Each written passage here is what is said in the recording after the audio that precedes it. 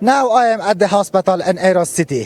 After the deadly quake shocks, the city, crowds of injured people were sent to the hospital and the city. Follow our camera to see the situation. Two earthquakes, each with a magnitude of 6.2, jolted West Afghanistan on Saturday, followed by several aftershocks. The epicenters were in the Zendajan district of Heraut province, and so far, 2,445 deaths have been confirmed. As the number of casualties continue to rise, hospitals in Heraut were under great pressure. Thousands of people were also left homeless. The reconstruction work might be hindered as the weather in the country is getting colder.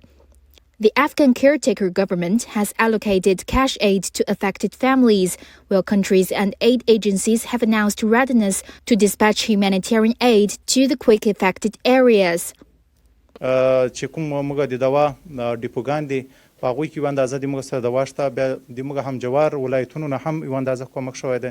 د دې سره په څنګ کې ځینې نهادونو او نړیوالو سازمانونو هم د موږ سره د دوا په بشر کې همکاري او کومک کړی دی.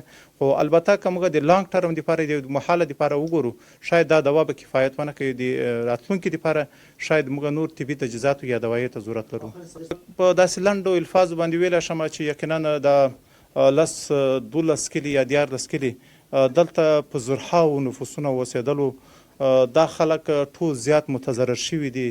دا خلک ضرورت لري. یقینا په اول قدم کې خو څونکې انساني صحت یا د دوی ژوند موږ ته مهم ده چې دوی ته موږ صحي خدمات ورته وړاندې کړو. همدارکان ته د دوی دپاره د پاکو اوبو، د سینیټیشن، د نیوټریشن، دا ټول خدمات موږ ورته وړاندې کړو.